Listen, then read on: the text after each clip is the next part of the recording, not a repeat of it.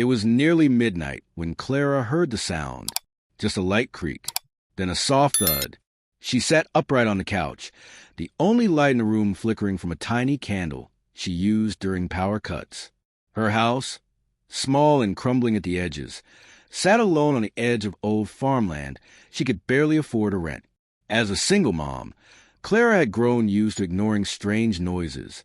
But this one, it came again. Thud, scratch, from the shed.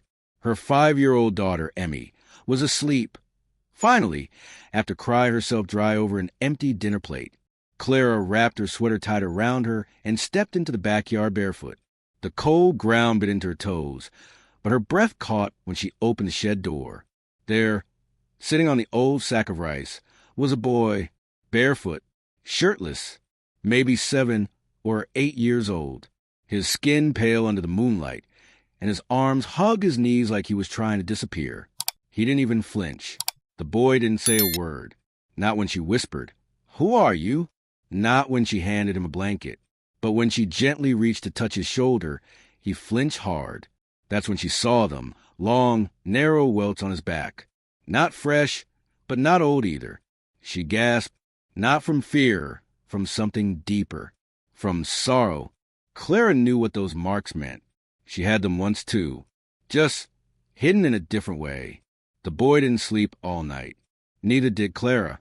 She kept checking on him, bringing him warm water, food from her emergency stash, and sitting silently by the shed door. Emmy never woke up. She never even knew they had a guest. When the sun rose, the boy stood in the doorway of the shed, not inside, not outside, just waiting. His eyes scanned the sky, like he expected someone to come for him, or maybe feared it. Clara made oatmeal. She brought him a small bowl. He stared at it, then at her, and finally he spoke. "I can't eat unless he says so." Clara froze. "Who?" He just stared at the spoon. The man in the red car. Something about the way he said it made her skin crawl.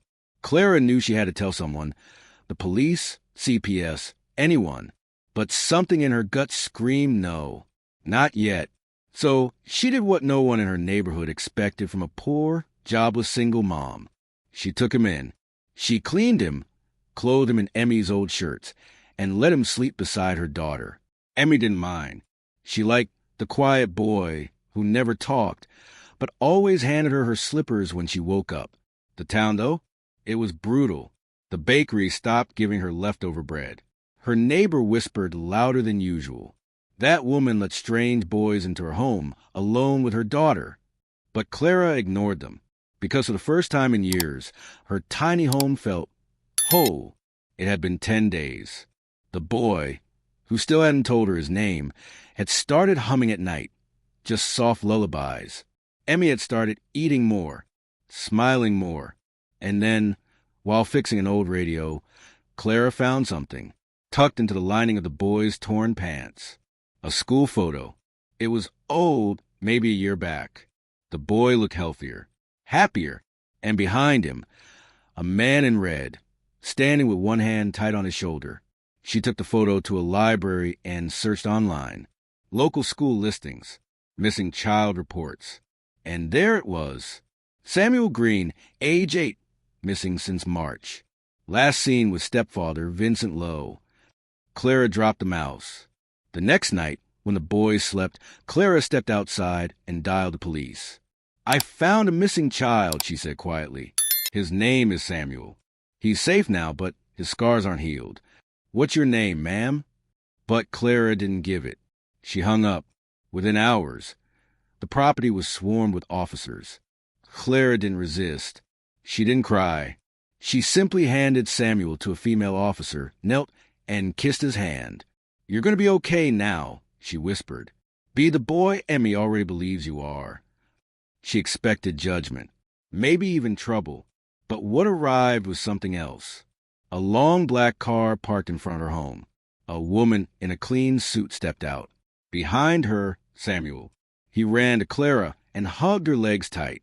The woman introduced herself as Detective Lorraine Harper. "Miss Clara, you didn't just shelter a boy. You saved him. He never spoke to us until he knew you were safe. Clara blinked, unsure. Then came the next sentence. The state is offering you a job, social care assistant, with a place to stay, salary, and benefits. On one condition, Samuel wants to live with you permanently. Her breath hitched. What about my record, my poverty? The detective smiled. You gave him love. That's wealth we can't buy. A few weeks later, Clara moved into a small white home with a blue mailbox. Emmy painted flowers on the wall. Samuel laughed when they all cooked dinner together, pancakes and eggs, with syrup on the side. No shed, no secrets, just a family rebuilt from brokenness. And outside their door, a small hand-painted sign read, "Home is where you're finally safe."